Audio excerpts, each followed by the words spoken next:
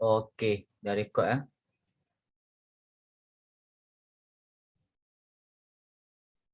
Okey, Assalamualaikum warahmatullahi wabarakatuh dan selamat malam kepada semua pelajar. Okey, sebelum kita mulakan kelas, kita baca doa dulu bagi yang beragama Islam. Okey, bagi yang bukan beragama Islam boleh bacakan doa mengikut agama dan kepercayaan masing-masing. A'udzubillahi minasyaitonirrajim. Bismillahirrahmanirrahim. Allahumma aftah alaina hikmataka wa anshur alaina min hazain rahmatika ya arhamar rahimin. Rabbi shrah li sadri wa yassir li amri wa hlul 'uqdatam min lisani yafqahu qawli. Rabbi zidni ilman warzuqni fahman amin ya rabbal alamin. Okey, alhamdulillah. Okey, jadi masa berbaki lagi lebih kurang setengah jam. Okey, harap semua pelajar boleh dengarlah beberapa penerangan cikgu tentang tips ataupun cara untuk menghasilkan karangan cemerlang.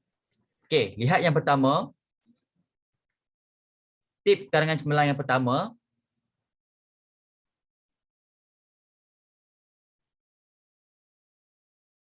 Tak, cikgu saya tak boleh tekan submit, lepas tu tak lama dia tulis connection error.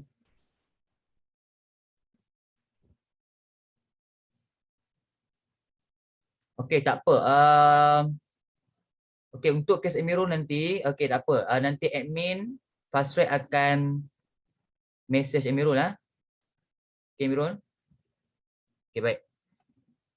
Okey ya. Elakkan kesilapan yang sedikit tetapi memberikan kesan besar kepada markah karangan anda. Okey, baik. Soalan dia, huraikan usaha-usaha. Okey. Dia nak usaha-usaha yang akan anda lakukan untuk mencapai kecemerlangan tersebut. Okey. Kemudian kamu jawab oleh hal yang demikian, okey. Yang ini biasanya ayat di dalam kesimpulan pula di pendahuluan bahagian ayat arahan kan? Ayat arahan kan? Biasanya kalau kita buat pendahuluan, kita mesti ada ayat arahan kat hujung kan? Ataupun kehendak soalan. Oleh hal yang demikian, terdapat beberapa langkah yang perlu kita lakukan untuk mencapai kecemerlangan dalam peperiksaan SPM. Okey. Apa kesalahan kat sini, kelas? Sebab dekat soalan, dia suruh huraikan usaha-usaha anda. Maknanya usaha diri kita sendiri. Usaha kita lah kan, usaha diri sendiri. Bukan usaha orang lain. Maknanya bukanlah usaha pihak ibu bapa. Usaha apa? Masyarakat, kerajaan. Bukan, dia tak usaha kita, diri kita sendiri. So tak boleh gunakan kita. Kena gunakan saya. Biasanya soalan macam ni keluar dekat mana, kelas? Keluar dekat domain peribadi. Domain pula. Domain peribadi ya. Dia tanya kita punya pendapat secara peribadi. Apa pendapat kita? Bukanlah pendapat orang lain. Jadi kalau tanya usaha yang anda, maknanya jawapan kita, maknanya dekat pendahuluan tu kan, ayat last sekali tulis, oleh hal yang demikian terdapat beberapa langkah yang perlu saya lakukan. Okey. Ataupun soalan dia contoh lain lah. Huraikan cara-cara untuk cara-cara yang akan anda lakukan untuk memartabatkan permainan tradisional. So jawapan dia, oleh hal yang demikian terdapat beberapa cara yang perlu saya lakukan untuk memartabatkan permainan tradisional. Ingat soalan anda, jawapan kamu mestilah saya, bukan kita. Okey, jelas ya? Okay, nampak remeh tapi memberikan kesan yang besar kepada pemarkahan. Okey, tips yang kedua.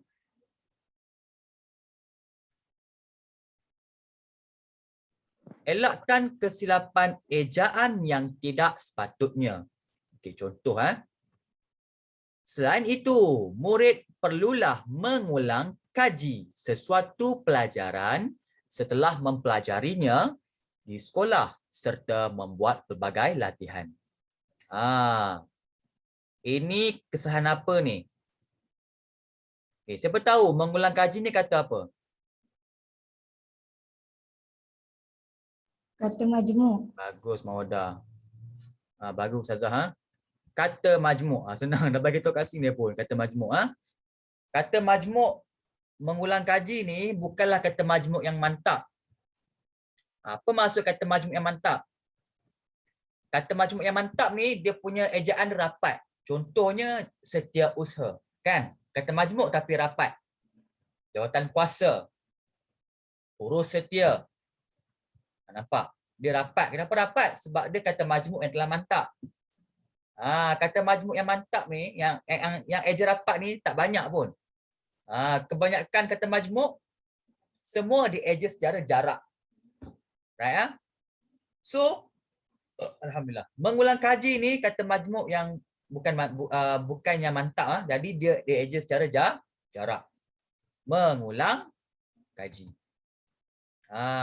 Kesalahan ejaan ni kamu kena ambil perhatian lah. Memanglah tolak 1 markah, tapi kalau ada banyak masalah. So nak dapat karangan cemerlang tu susah. Okey, tips yang ketiga. Okey, kejap ada yang mesej cikgu. Oh, Nabil. Elakkan penggunaan perkataan yang tidak anda kuasai. Elakkan penggunaan perkataan yang tidak anda kuasai. Maknanya, kalau perkataan tu kamu tak yakin betul ataupun tidak, jangan gunakan. Faham? Kamu tak yakin betul ke tak perkataan ni? Kamu guna juga jangan. Better jangan guna. Sebagai contoh.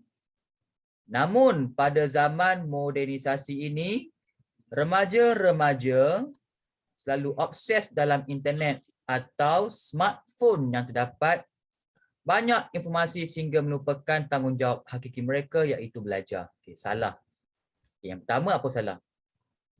Modernisasi. Okay, kita gunakan yang moden ini. Okay. Seelok-eloknya kita janganlah gunakan sangat perkataan bombastik. Kadang-kadang tak sesuai dalam konteks situasi. Lebih baik kita gunakan bahasa yang mudah difahami. Lebih selamat. Remaja-remaja, nampak? Tak perlu kita gandakan remaja. Remaja pun menunjukkan jamak dah. Remaja saja. Selalu obses. Ini ramai yang salah. Bukan obses obsesi. Okay, kalau kamu tak percaya, kamu lihat dekat Kamus Dewan.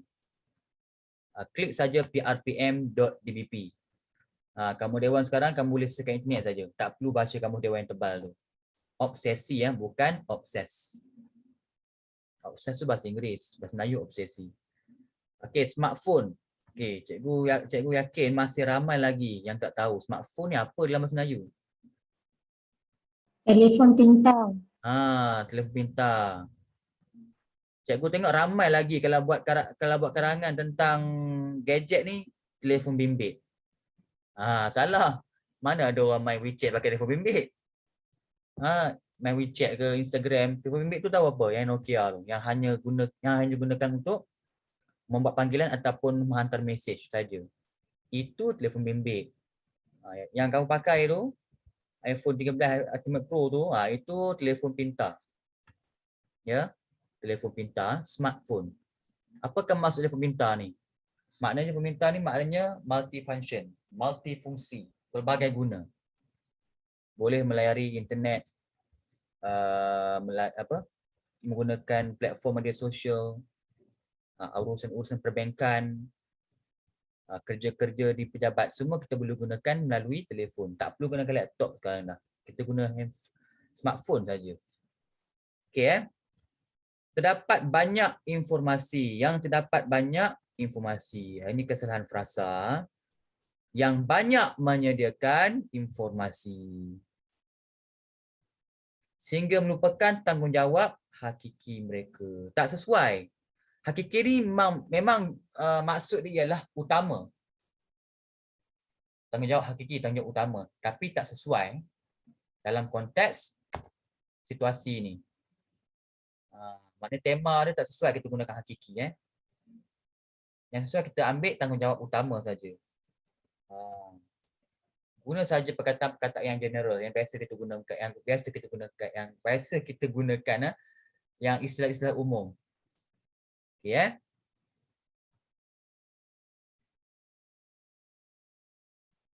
Istilah obses tidak ada dalam bahasa Melayu. Perkataan yang dipakai ialah obsesi. Yang bermaksud pertama, sesuatu yang sentiasa mengganggu atau menghantui fikiran seseorang, dan kedua, keadaan yang terlalu memikirkan sesuatu. Obsesi itu maknanya dia cenderung terhadap sesuatu. Obsesi itu ketagihan yang melampau. Macam zaman sekarang, remaja sangat obsesi terhadap telefon pintar. Sehari tak main telefon memang tak boleh. Perkataan smartphone pula ialah bahasa Inggeris. Okey, untuk bahasa Melayu ialah telefon pintar. Okey. Setakat ni ada soalan tak untuk yang ketiga ni? Terobsesi.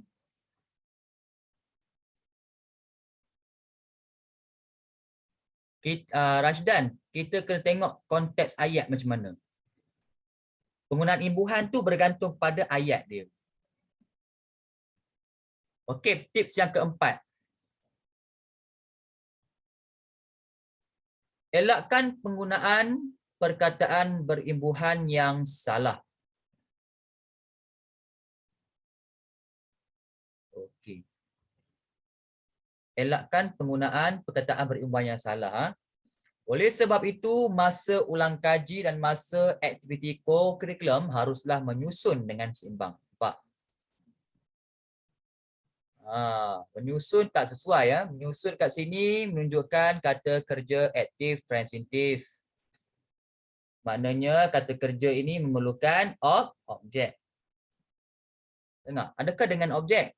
Dengan ini bukan objek, dengan ini adalah kata tugas. So salah. Yang betul ialah haruslah disusun.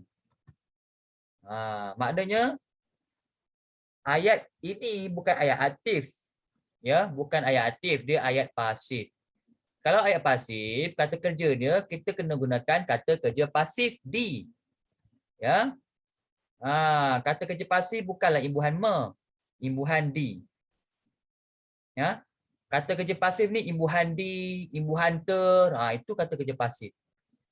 Kalau kata kerja aktif ni kebanyakannya menge, ataupun dia tak ada imbuhan. Kamu kena study balik. Kata kerja macam mana kan? Kata kerja aktif, kata kerja pasif. Kata kerja aktif tu ada apa? Kata kerja aktif transitif. Kemudian ada kata kerja aktif tak transitif. Tak transitif pun ada banyak. Ada berpelengkap, ada tanpa pelengkap. Banyak. Kalau aktif transitif pula ada yang satu objek, ada dua objek. Kamu kena study balik. Okey, yang tu dekat fast track ni cikgu belum ajar lagi ya kata kerja. Okey, nanti kita akan masuk Okey, tips yang kelima.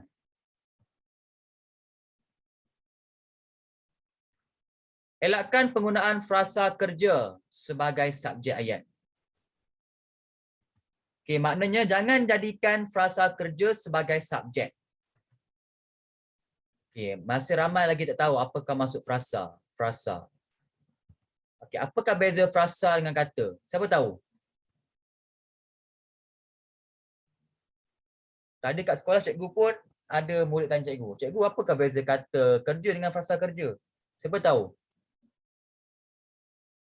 Apa beza frasa kerja dengan kata kerja? Frasa kerja ni macam yang kita tengah buat kan cikgu? Okey, sebenarnya bukan, cikgu bukan nak tahu maksud. Nak tahu apa beza kata kerja dengan frasa kerja? Siapa tahu?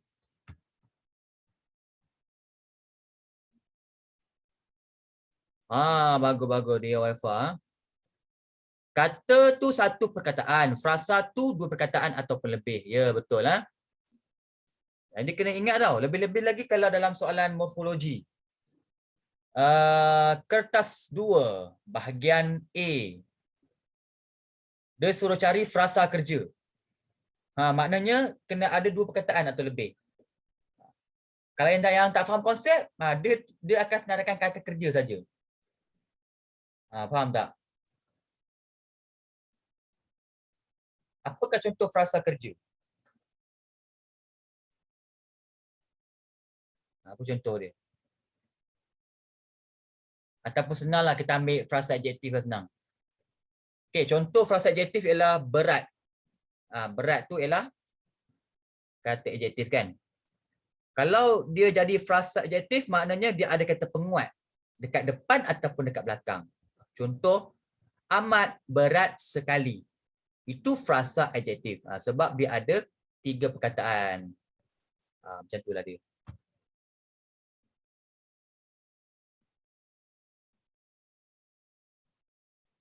Contoh macam tadilah, mengulang kaji kan. Itu juga namanya frasa kerja sebab ada 2 perkataan. Bagus, faham. Sedang makan kan. Makan tu perbuatan. Sedang tu ialah kata bantu kan. Sedang ialah kata bantu aspek mengenai masa sekarang. Bagus. Maknanya frasa kerja ni biasa dia akan kita panggil? Diselitkan ataupun disertai dengan kata bantu ataupun kata adverba. Macam tu. Bagus. Faham ya? Okey, kita sambung balik yang ni. Selain itu, menjaga kesihatan merupakan salah satu usaha untuk mencapai kejayaan yang cemerlang dalam peperiksaan SPM. Nampak tak? Menjaga kesihatan ni sebenarnya ialah frasa kerja. Frasa kerja tak boleh jadi subjek. Saya ulang, frasa kerja tak boleh jadi subjek. So, kita kena ubah frasa kerja ataupun kita kena ubah kata kerja menjaga tu jadikan sebagai kata nama. Tambah imbuhan awalan pen. Men kita buang, gantikan dengan pean. Imbuhan pean, kean tu kan imbuhan apitan kata nama. So ubahlah. Okay, asalnya jaga ini kata kerja kan. Tapi kalau kita apitkan dengan imbuhan apitan pean, dia dah ubah golongan daripada kata kerja kepada kata nama. Sama juga macam makan. Makan kata kerja. Tambah pean, pemakanan jadilah kata nama. Apa lagi?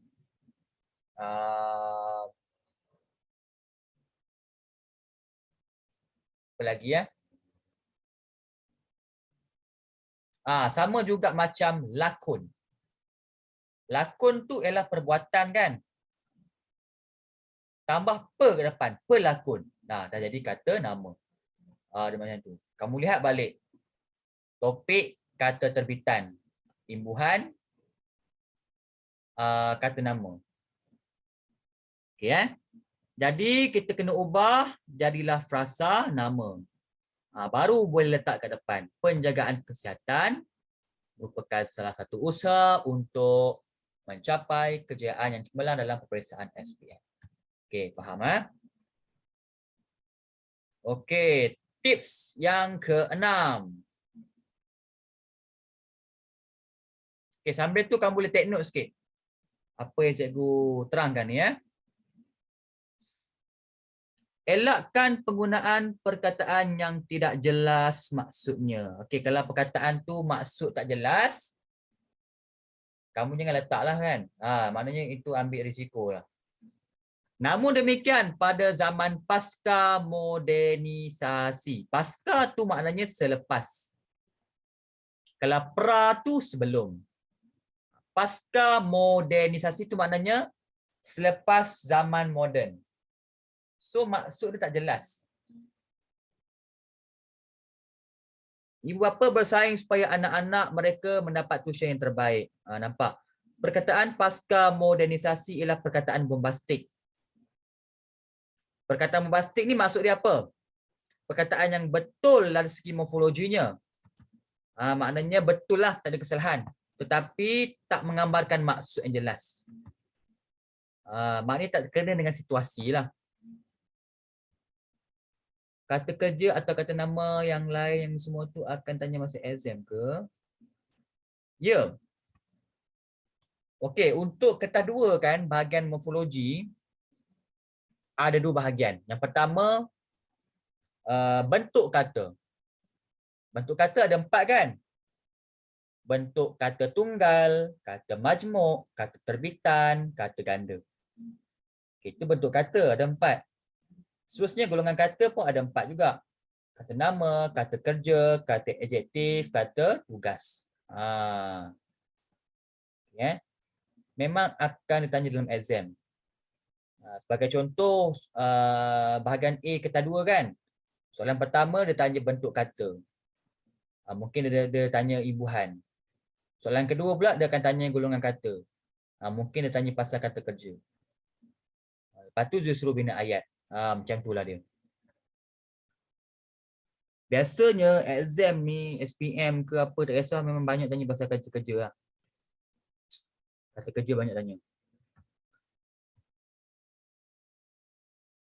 Okey, sama-sama. Baik Faham nombor 6 ni? Okey, tips sekarang yang cemerlang ni ada banyak kelas. Ada banyak. Kalau siapa nak, boleh beli buku cikgu ni. Cikgu tulis buku ni. Bukan cikgu tulis semualah, cikgu ambil ada bahagian cikgu. Karangan tu lah, bukan semua. Okey, tips yang ketujuh.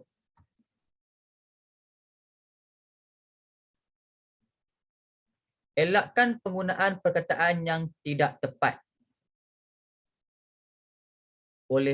Oleh demikian, saya patut menganalisakan kelemahan saya terdahulu, ni typo sikit, terdahulu sebelum mengambil tindakan.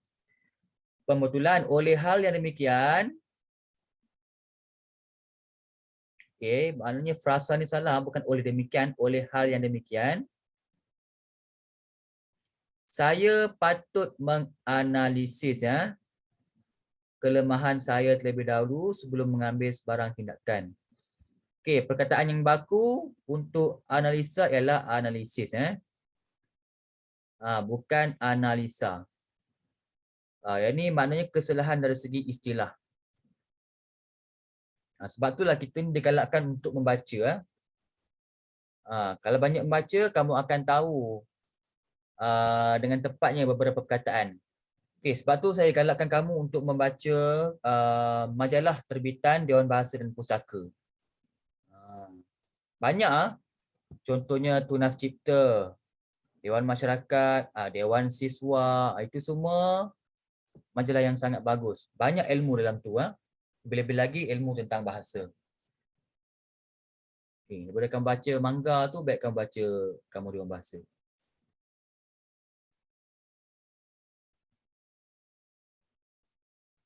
Kamu boleh dapat dekat e-book, dekat Google kamu search saja, kamus pula.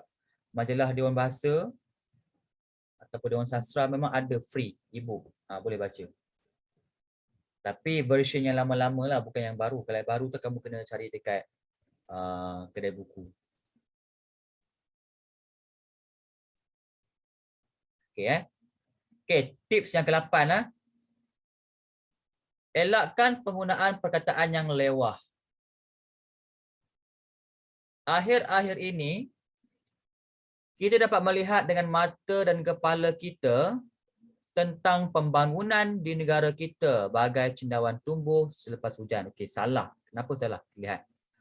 Akhir-akhir ini kita dapat melihat pembangunan di negara kita yang berkembang dengan pesatnya bagai cendawan tumbuh selepas hujan. Okey, kenapa salah? Siapa tahu? Cuba highlight. Hilang. Siapa tahu apa yang lewahnya?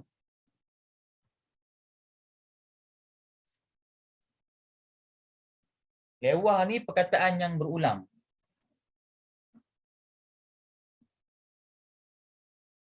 Okey, kat sini. Nampak tak?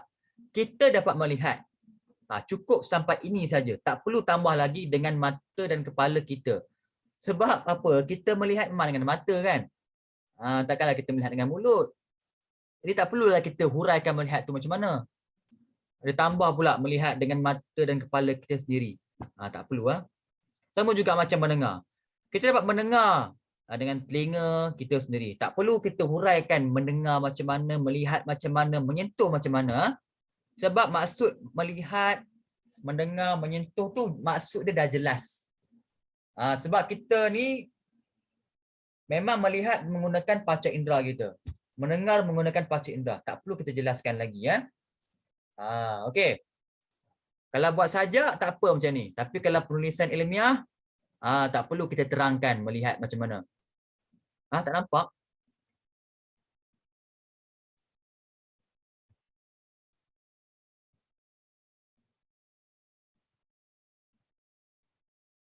Oh sorry. Okey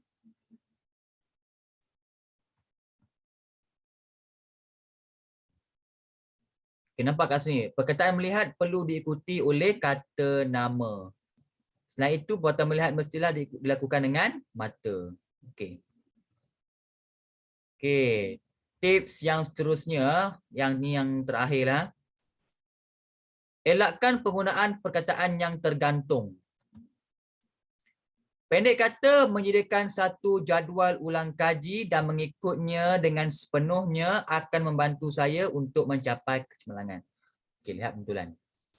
Pendek kata, usaha untuk menyediakan satu jadual ulang kaji dan mengikutinya dengan sepenuhnya akan membantu saya untuk mencapai kecemerlangan. Okey. Ataupun penyediaan satu jadual ulang kaji dan mengikutinya dengan sepenuhnya akan membantu saya untuk mencapai kecemerlangan. Nampak? Ayat yang lengkap mestilah terdiri daripada binaan subjek dan juga predikat. Okey. Subjek hendaklah terdiri daripada frasa nama. Kat sini tergantung kenapa? Sebab dia terus tulis kata kerja. So kita kena ada frasa nama, usaha untuk menyediakan ataupun penyediaan. Itu namanya frasa nama. Tak boleh terus tulis kata kerja. Sama juga macam kamu nak buat rumusan kan. Sebagai contoh, kebaikan bersukan ialah kamu terus buat menyihatkan tubuh badan. Salah. Mesti ada subjek. Kebaikan bersukan ialah sukan dapat menyihatkan tubuh badan. So sukan tu ialah frasa nama, kata nama. Dapat menyihatkan bla bla bla itu ialah predikat, frasa kerja. So kena ada frasa nama, tak boleh terus kata kerja. Okay, baik, last sekali yang terakhir sebelum kita habiskan kelas. Sama juga, elakkan penggunaan ayat yang tergantung. Ringkasnya, memberikan sepenuh perhatian kepada guru amat penting untuk mencapai kecemerlangan. Kenapa salah dia terus letak kata kerja? Kita kena ada frasa nama. Sikap memberikan tumpuan sepenuh perhatian kepada pengajaran guru amat penting untuk mencapai kecemerlangan. Okey? Baik. Jadi itulah dia antara 10 tips karangan cemerlang. Okey. Ada soalan tak sebelum cikgu habiskan kelas?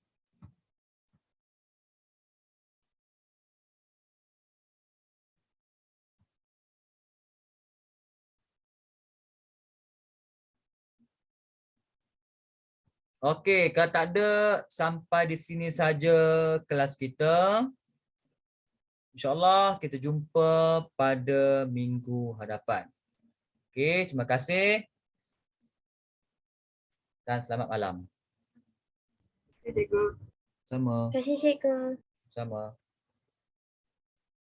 Terima kasih cikgu. Terima kasih cikgu. Terima kasih cikgu. Sama. Terima kasih cikgu. Sama.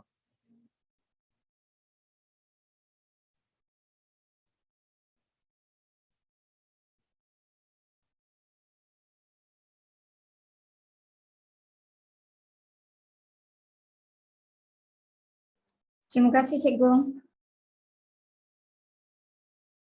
Sama-sama.